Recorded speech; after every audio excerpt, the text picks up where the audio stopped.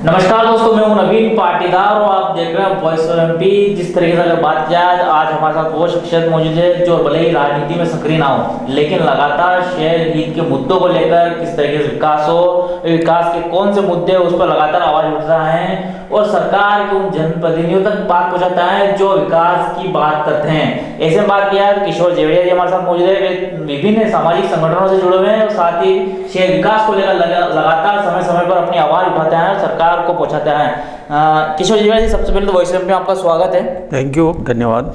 क्या माना जाए, किस तरीके से जो शहर के बड़े मुद्दे कौन से जो अभी भी जो है उन मुद्दों को लेकर भले ही सरकार बात करती हो लेकिन विकास अभी तक नहीं हो पाया है?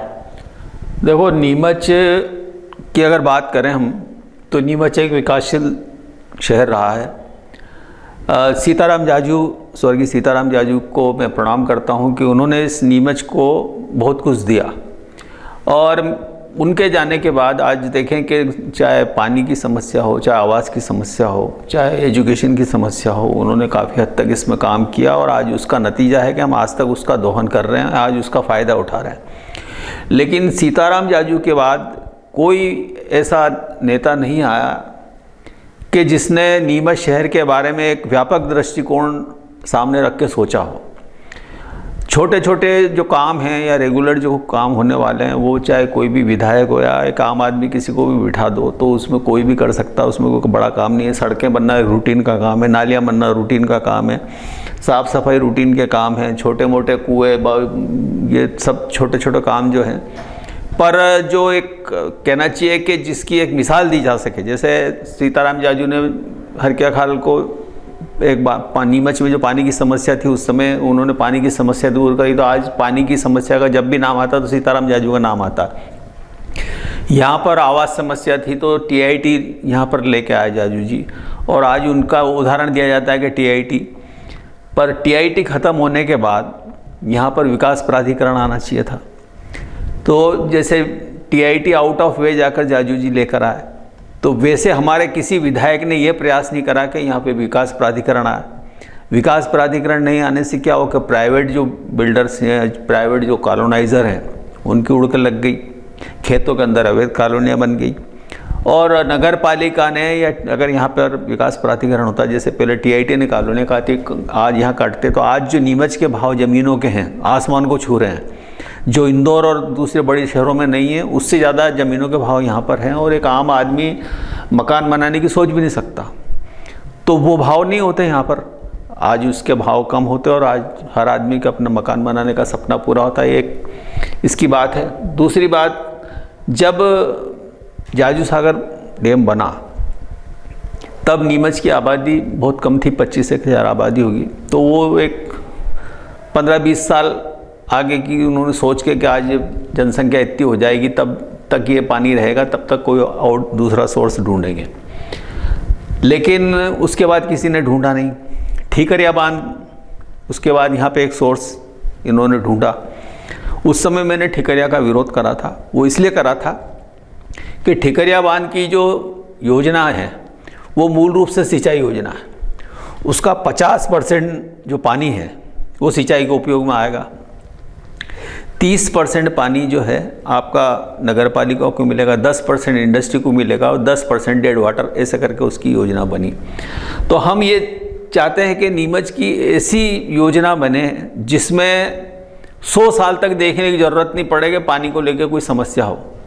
तो करीब 15 साल पहले एक लोक निर्माण ये अपने एक योजना बनी थी, तो उसमें जल संसाधन यहाँ का जो विभाग उन्होंने बनाई थी कि चंबल का पानी नीमच लाया जाए। तो जब शुरू में जब हमने इस आवाज़ को उठाया कि चंबल का पानी नीमच आए, तो हमारे जो राजनीतिक लोग हैं, जो सोचने समझने वाले जो हैं, उन्होंने मेरा बहुत मजाक उड़ाया। बोले जेवड़िया जी खसक है, चंबल का पानी नीमच कहाँ से आएगा, क्योंकि बहुत दूर है। पर हमें विश्वास था कि जब इंदौर में नर्मदा का पानी आ सकता है और ऐसी कई दूर जगह है, नदियाँ, जहाँ का पानी 100-200 किलोमीटर चला है। नर्मदा का पानी 3 फेस इंदौर में आ चुका है, तो नीमच में क्यों नहीं आ सकता? ये तो 90 किलोमीटर दूर है। तो हमने इसकी आवाज़ उठाई और उसके लगातार प्रयास करते रहे और उसका नतीजा निकला कि जायका जापान की एक योजना थी जिसमें ग्रामीण और उसके अंदर पानी की उसके अंदर पाइपलाइन और इसके लिए पूरी एक योजना थी। तो हमने एक विधायक महोदय से कहा, सांसद महोदय को ज्ञापन दिए, हमने विधायक महोदय को ज्ञापन दिए और कई बार इनसे, एक बार नहीं कई बार, कि नीमच को इसका लाभ मिलना चाहिए। तो नीमच को तो लाभ नहीं मिला, लेकिन उसका योजना का फ़ायदा मंदसौर को मिल गया। मंदसौर में उसी योजना के तहत पानी आ गया, वहाँ के ग्रामीण क्षेत्र और शहरी क्षेत्र को भी मिल गया। हमारे नीमच के अंदर क्या हुआ कि ग्रामीण क्षेत्र के लिए तो वो योजना हो गई, लेकिन शहरी क्षेत्र उसमें नहीं जुड़ा। हमारे विधायक महोदय को हमने कई बार कहा कि इसमें शहरी क्षेत्र नहीं जुड़ा हुआ, शहरी क्षेत्र नहीं जुड़ा हुआ, बोले सब जुड़ जाएगा, सब जुड़ जाएगा। पर आज अब चुनाव सर पे आ गए हैं, 2023 के अंदर ये चुनाव के अब कुछ समय नहीं बचा है और अभी तक नीमच को, उस शहर को उसमें जोड़ा नहीं है। अगर नीमच शहर उसमें जुड़ जाता तो हमें 100 साल तक, आने वाले 100 साल तक पानी की समस्या को देखना नहीं पड़ता और सारी यहाँ पर उद्योगों को पानी मिलता है, खेती को पानी मिल रहा है और शहर की जनता को पेयजल की कोई समस्या नहीं होती। यहाँ कई तरह की, क्योंकि पानी के बिना कुछ हो नहीं सकता। नवीन भाई, एक बात और बताऊँ, जब हमने सबसे पहले ये आवाज़ उठाई थी तब राजस्थान का पास का जो अपना भीलवाड़ा है, वहाँ पर ट्रेनों से पानी आता था, मालगाड़ी के डब्बों में पानी आता था टैंकर के अंदर। इतनी समस्या थी। हमारे यहाँ उतनी समस्या नहीं थी, पर वहाँ भीलवाड़ा में ये समस्या थी। मैंने खुद देखी अपनी आंखों से कि पानी के टैंकर वहाँ जाते थे और वो उससे लोगों को सप्लाई होता था। वहाँ के सांसद महोदय ने और वहाँ के विधायक महोदय ने जो भी थे उस समय, उन्होंने उस बात को समझा कि चंबल का पानी भीलवाड़ा आ सकता है। तो उन्होंने एक योजना बनाई और वहाँ पे कांग्रेस की सरकार प्रदेश में भी थी और कांग्रेस की सरकार उसमें केंद्र में भी थी। तो वहाँ के उन्होंने उस योजना को तुरंत पास करवा के और भीलवाड़ा के लिए वो योजना सेंक्शन करवा दी। और आप देखें कि यहाँ से, हमारे यहाँ से गांधी सागर से हमारे यहाँ के नेताओं ने पानी नहीं ले जाने देते, तो भैंसगढ़ से उन्होंने पानी लिया। आप उस पाइपलाइन को जाके देखेंगे तो उतना डायमीटर है उसका कि एक मारुति वैन उसमें से निकल जाए, इतना चौड़ा पाइप है। और आज देखें कि वहाँ से जो इंडस्ट्रियाँ उठने वाली थी वो इंडस्ट्रियाँ वापस वहाँ रुक गई और आज भीलवाड़ा शहर और गांव सब भरपूर पानी वहाँ का उपयोग कर रहा और पी रहा है, क्योंकि वहाँ के नेता जागरूक थे। और हमारे यहाँ के राजनेता खाली भाषणबाजी और फोकट की हवाबाजी करते हैं, काम कुछ नहीं करते। मैं तो चाहे इनको सबको कहा, मैंने एक बार नहीं कई बार कहा, और संस्थागत स्तर पे भी कृति के माध्यम से भी कहा, व्यक्तिगत भी कहा, अखबारों के माध्यम से भी कहा, आप लोगों के माध्यम से भी कई बार मैंने इस समस्या को उठाई, पर हमारे नेताओं की जू नहीं रेंगती है। और नतीजा ये है कि हम आज पानी की प्रॉब्लम उठा रहे हैं। हमने खेल के लिए भी यहाँ पर आवाज़ उठाई। आपने देखा लगातार में हम 10-15 साल हो गए हमको, 2016 से मैं इस 2016 से पहले से मैं इस आवाज़ को उठा रहा हूँ कि जो बंगला नंबर 60 है वो शहर के मध्य में है और उसके पास ही आप देखें गर्ल्स स्कूल है, गर्ल्स कॉलेज है, स्विमिंग पूल है, राजेंद्र प्रसाद स्टेडियम है, दशहरा मैदान है और यहाँ खेल गतिविधियाँ होती हैं। और ये एक ऐसी जगह है कि जो शहर के मध्य में है। अगर यहाँ छोटे से छोटा बच्चा 4-5 साल का बच्चे भी अगर खेल मैदान में जाके खेलना चाहे तो पालक जो उनके पेरेंट्स हैं वो निश्चिंत रहते हैं कि मेरा बच्चा सुरक्षित है, क्योंकि बच्चों की सुरक्षा सबसे पहला काम है। हमारे यहाँ के नेताओं ने इनकी सोच की मैं मतलब क्या कहूँ कि इन्होंने कनावटी जेल के वहाँ पर खेल मैदान के लिए जगह रखी है। वहाँ बड़े नौजवान तो जा सकते हैं, लेकिन जो पौध है जो खेल के लिए आगे बढ़ने के लिए जहाँ से पौधा बड़ा होता है वो आदमी वहाँ नहीं जाएगा। तो वहाँ बूढ़े आदमी है, जब मतलब 25-30 साल वाला 20 साल वाला वहाँ जाएगा तब तक तो वो जो खेल के लिए जो ज़मीन तैयार होनी है वो तो होगी नहीं। आप देखिए कि मंदसौर के अंदर वहाँ के विधायक महोदय ने यहाँ एस्ट्रोटर्फ ग्राउंड नीमच के लिए पहले आया था। यहाँ जुल्फ़िकार गार्ड साहब आज वो नहीं है, वो उन्होंने हॉकी के लिए बहुत काम किया, तब उनको एस्ट्रोटर्फ के लिए तो यहाँ पे ज़मीन देने को तैयार नहीं था तो वो मंदसौर चली गई। और मंदसौर के अंदर आप देखिए कि एस्ट्रोटर्फ का ग्राउंड हो गया। वहाँ के स्टेडियम आप देखिए, नीमच का एक राजेंद्र प्रसाद स्टेडियम है जो ग्रास ग्राउंड बनाने के चक्कर में उस ग्राउंड की इतनी दुर्गति करी है कि हरकिया खाल की वो चिकनी काली मिट्टी थी वो ला के वहाँ डाली है और जब से उसका ग्रास ग्राउंड बनाने का काम शुरू हुआ तब से लेकर आज तक, मतलब ये नगर पालिका के लिए शर्मनाक है कि नगर पालिका का ग्राउंड होते हुए नगर पालिका की गतिविधियां नंबर 2 में शिफ्ट करनी पड़ी इनको। नगर पालिका के जो फुटबॉल के मैच जो टूर्नामेंट करवाती है वो दशहरा मैदान में करवाते हैं। पहले जो परेड 26 जनवरी 15 अगस्त की स्टेडियम में हुआ करती थी वो school number 2 high secondary school number 2 में हो रही है। और यहाँ के नेताओं को जरा भी शर्म नहीं है इस बात की, मतलब डूब मरना चाहिए ऐसे लोगों को कि तुमको जरा भी शर्म नहीं आ रही यार कि तुम्हारा घर होते हुए तुम दूसरों के घर में काम कर रहे हो। आपके पास नगर पालिका के पास ज़मीन है, आपके पास स्टेडियम है, आपने पेविलियन बना दिया, अच्छी बात है पेविलियन बना दिया, लेकिन पेविलियन में बैठ के मैच जब होगा जब तो देखेंगे। स्थिति तो ये है कि मैच खेलने लायक तो जमीन वो ग्राउंड रहा ही नहीं, तो अब वो पेविलियन का क्या करेंगे। आप देखिए बारिश के अंदर कभी आप वहाँ जाएँ तो जा नहीं सकते, अंदर पैर रख नहीं सकते आप, इतना कीचड़ हो जाता है वहाँ पे कि पैर रख नहीं सकते। और वहाँ स्थिति है कि बारिश में खेल होते नहीं है, तो आपके पास स्टेडियम होते हुए अब दशहरा मैदान में खेल कर रहे हैं। दशहरा मैदान की स्थिति तो आप जानते ही हैं कि दशहरा मैदान में किस कदर अतिक्रमण हुआ पड़ा है। मतलब वहाँ पे हाकर जोन बना था। हाकर जोन का मतलब ये होता है कि अब जो भी ठेले वाले हैं, अपने व्यवसाय करने वाले, वो अपना आए ठेला लगाएं, दिन भर अपना धंधा करें और शाम को ठेला अपने घर ले जाएं। पर हुआ क्या, वहाँ पे हाकर जोन के नाम पे जो ठेले लगे, वहाँ हमारे यहाँ के जागरूक पार्षद, चंदा उगाई में जागरूक हैं, काम में नहीं, उन्होंने पैसे ले लेके वहाँ ठेले खड़े कर दिया। आज कई लोगों के मैं नाम लेना नहीं चाहता, सब पता है लोगों को किसके ठेले कितने कितने हज़ार में ले लेके और वहाँ पे खड़े करें। और आप देखिए कि डोम बन गए वहाँ पे, पूरे ग्राउंड की 12 बजे आके रखी है। वहाँ पे देखें शाम को बोतलें मिल जाएगी, सुबह कांच फूटे हुए मिल जाएंगे। वहाँ पे स्टेडियम के अंदर भी ये हाल है, वहाँ चौकीदार नहीं है। जब आवाज़ उठाते हैं बीच में ताले वाले लगा दिए, अब ताले लगा दो तो खेलने कब जाएंगे। तो ये कोई हल नहीं है। तो शहर की समस्याओं को लेकर कभी भी यहाँ के नेता गंभीर नहीं रहे और उसी का नतीजा ये शहर भुगत रहा है कि हमारे शहर की दुर्दशा होती ही चली जा रही है।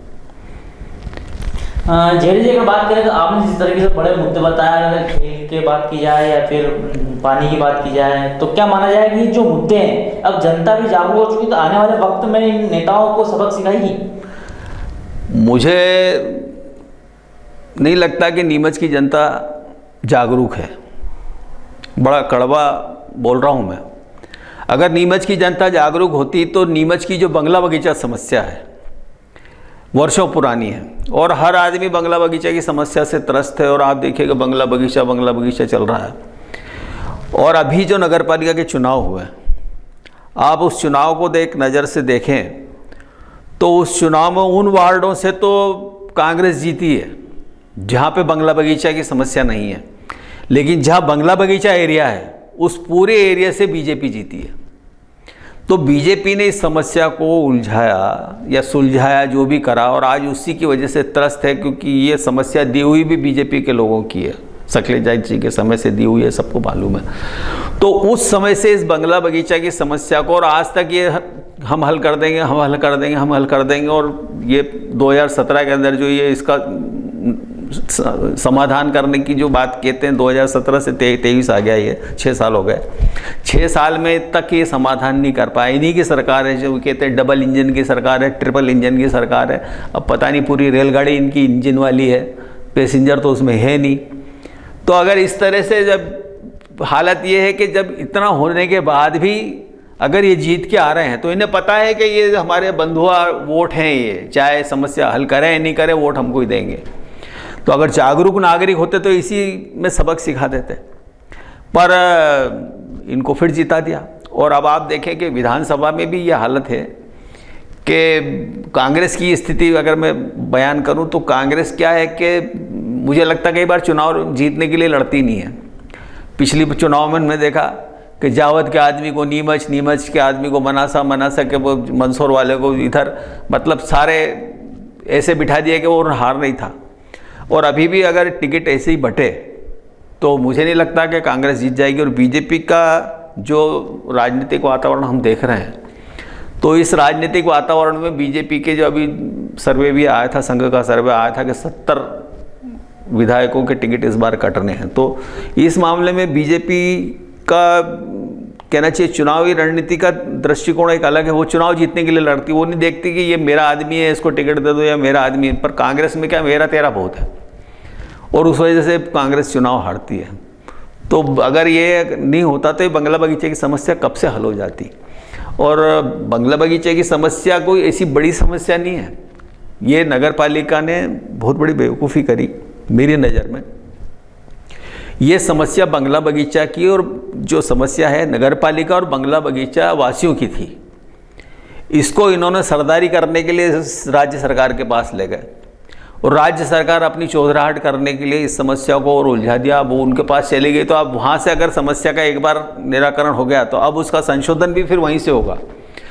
अगर ये वहाँ नहीं ले जाते, अगर हम दोनों का झगड़ा है और हम दोनों आपस में बैठ के बात कर लें तो हमको कोर्ट में जाने की ज़रूरत पड़ रही। तो गलती तो इनकी हुई है कि राज्य सरकार के पास गए और मामला अब उलझ गया। अगर एक बार आप कोर्ट में चले गए तो राजीनामा तो कोर्ट में देना पड़ेगा आपको। तो वो स्थिति यहाँ पे है। नगर पालिका ने इस मामले को उलझाया है, नहीं तो बहुत आसानी से सुलझा जाता, कोई मुश्किल काम नहीं है। अब ये जो समाधान आया है विस्थापन का, ये किसी को स्वीकार ही नहीं है। और जो व्यवस्थापन यहाँ हो रहा है, आप देखिए कि वहाँ किस तरह से मतलब कागजों के लिए परेशान किया जा रहा है। एक चीज़ और आपको बता दूं कि नामांतरण वाला मामला मुख्य रूप से अटका वही रहता, नामांतरण वाला मामला। नामांतरण का मतलब ये है, जो सीधा सीधा इसका अर्थ है कि नामांतरण अगर नवीन पाटीदार के नाम पे कोई मकान है या प्लाट है, नवीन पाटीदार ने अगर किशोर जवेरिया को मकान बेच दिया है, तो जो अभी तक नवीन पाटीदार इसका हाउस टैक्स या जो संपत्ति कर दे रहे थे, अब वो संपत्ति कर किशोर जवेरिया देगा। इससे ज़्यादा नगर पालिका का कोई रोल नहीं है इसमें। अगर मान लो कि हमने बीच में कोई फ्रॉड हुआ या कोई बेईमानी हुई या कोई डिस्प्यूट खड़ा हुआ, तो उसके लिए नगर पालिका में नहीं जाएगा आदमी, वो जाएगा कोर्ट में। तो नगर पालिका कोई जुडिशल पावर नहीं है, कोई न्यायिक अधिकार नहीं है नगर पालिका को। अगर न्याय उसमें आपने नामांतरण का अगर वो देखेंगे आप, जो इसका पर्चा मिलता है उसमें लिखा रहता है साफ कि न्यायिक उसके अंदर नहीं है। तो जब तुमको न्यायिक अधिकार नहीं है, खाली संपत्ति कर लेने का है, तो एक्स दे के वाई दे, कोई भी दे। आपको तो संपत्ति कर लेने सर, आपने तो स्पष्ट कर दिया कि हमने इनकी रजिस्ट्री के आधार पर, इन्होंने जो हमको रजिस्ट्री सौंपी कि इन्होंने इनको ज़मीन बेच दी, तो अभी संपत्ति कर हम इनसे नहीं इनसे ले रहे हैं। अगर इनका कोई डिस्प्यूट है, कोई लफड़ा है, कोई झगड़ा है, तो कोर्ट डिसाइड करेगी, नगर पालिका तो करेगी नहीं। तो नगर पालिका जबरदस्ती की इस मामले को क्यों उलझाना चाहती है? तो मेरा कहना ये है कि ये नामांतरण जैसा मसला बहुत आसान मसला है। अब आप देखिए कि लीज रेंट की बात करें हम, लीज रेंट का मतलब ये है कि जब हमने जिसने भी प्लाट लिया उसको लीज के ऊपर ज़मीन नगर पालिका को दे दिया कि हम 500 रुपये साल के आपसे लीज लेंगे, और उस लीज डीड के अंदर ये लिखा रहता है कि प्रति वर्ष या 5 साल या 10 साल में इतना % हम बढ़ाएंगे, उसमें लिखा रहता है। अब ये नया फंडा इन्होंने कर दिया कि आज के बाजार रेट पर हम करेंगे, तो ये कौन सी बात हुई? उस ज़माने में अगर उसने 5000 में कोई प्लाट लिया, आज वो 50 लाख का हो गया, अगर उससे 50 लाख के हिसाब से ले लेंगे तो उसके ठामड़े ठेके सब बिक जाएंगे। हर आदमी थोड़ी इतना अफोर्ड कर सकता। उसने कैसे उस ज़माने में उसके बाप दादा ने लिया होगा, कैसे वो रह रहा है, अब आप उसको नोटिस थमा रहे हैं। और मज़े की बात यह है कि नगर पालिका एक बनिए की दुकान पे भी ऐसे सेटलमेंट होता है, वैसे सेटलमेंट वहाँ होते हैं। आप 50 लाख का उसने दे दिया लीज का नोटिस, और वहाँ गए साहब में तो इतना नहीं है, उन कम कर देते हैं। तुम कम कैसे कर सकते हो? तुम्हारी दुकान है क्या ये? सरकारी काम है ना, जो सरकार का नियम कायदे वो है ना कि आपने जो लिखा हुआ लीज डीड के अंदर उसके अनुसार लो। आपने कब तो ये प्रस्ताव बना लिया और कब परिषद ने पास कर दिया और कब आप वसूली कर रहे हो? ये सरासर गलत है। ये इसके बारे में हम लगातार विरोध करते हैं, पर मानते भी हैं कि हाँ आपका, पर वो करते नहीं है क्योंकि उसमें उनकी उगाही होती है सेटलमेंट करने में। तो आपने सुना किस तरीके से शहर के कौन से बड़े बड़े मुद्दे हैं। साथ ही अगर बात की जाए तो किस तरीके से बंगला बगीचा मुद्दा जो है उसको नगर पालिका ने उलझा है, इसे लेकर उन्होंने जो है बड़ी बात कही किशोर जैन के ये मसला जो है नगर पालिका और बंगला वासियों का था, लेकिन सरकार ने पाले में डाल के एक बड़ी समस्या का रूप दे दिया। साथ ही अगर किशोर जी की बात की जाए, जिस तरीके से आपने लीज रेंट की बात की और गाइडलाइन की बात की, तो जिस तरीके से अगर दस्तावेजों की बात की जाए तो नगर पालिका हिंदुवादी बंटवारे की बात की जाए, हिब्बानामे की बात की जाए तो उसे मान्य नहीं करती, जबकि हाई कोर्ट सुप्रीम कोर्ट तो मान्य करता है। नहीं, वही मैं कह रहा हूँ, नगर पालिका क्या है कि कानून की तो मतलब क्या है कि देखो, वसीयतनामा भी होता है ना, तो एक रजिस्टर्ड होता है, एक अनरजिस्टर्ड होता है। एक तो आप वसीयत लिख के और वहाँ पे रजिस्टर्ड करा लेते हैं कोर्ट में, और एक अनरजिस्टर्ड भी होता है। दोनों की मान्यता कोर्ट में, पर हमारे नगर पालिका कोर्ट से भी ऊपर है, सरकार से भी ऊपर है, नगर पालिका सबसे ऊपर है। मैंने क्या कहा कि ये मतलब इनको कुछ अधिकार ही नहीं है इस बारे में। आपको नामांतरण, भाई मैंने दे दी वसीयत की कॉपी दे दी, अगर मान लो कि मेरे भाई से या पारिवारिक कोई उसमें विवाद है और आपने नामांतरण मेरे फेवर में कर दिया, तो आपने तो लिखा हुआ ना उसमें कि नामांतरण में कि कल से कोई भी न्यायिक, तो कोर्ट में जाएगा, कोर्ट डिसाइड करेगी आप कर सकते हो क्या।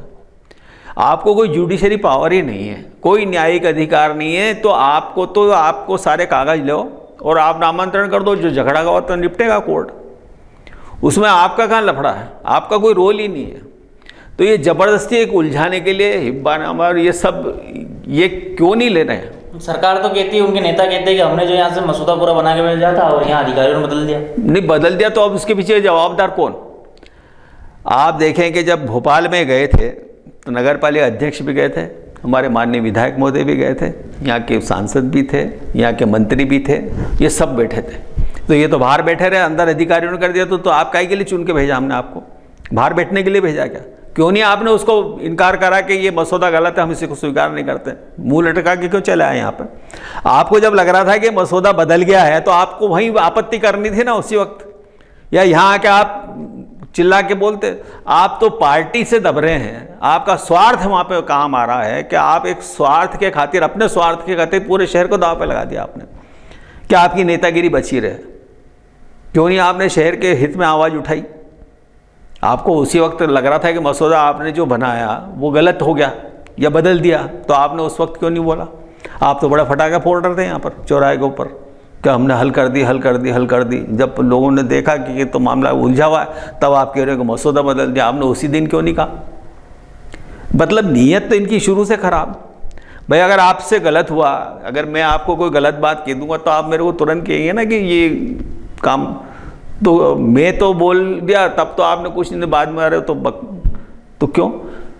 आपने वहाँ क्या हुआ था, आपको बोलना चाहिए कि हमारा मसौदा ये है, आपने ये कैसे बदल दिया, आपको वहीं आपत्ति लेनी थी, बतलाते। पर राजनीतिक स्वार्थ के कारण शहर की जनता को इन्होंने उलझा दिया। तो ये थे किशोर जेवरिया, जिनसे हमने शहर के मुद्दों को लेकर, बंगला बगीचे को लेकर, किस तरीके से क्या बड़े मुद्दे हैं, साथ ही बात किया है जनता कितनी जागरूक हुई उसे लेकर उनसे सवाल किए थे, किस तरीके से उन्होंने बेबाकी से अपने सवाल जो हमारे थे उसके जवाब दिया। ये था अब तक का अपडेट। इस अपडेट के लिए बने रहे हमारे साथ। जय हिंद, जय भारत।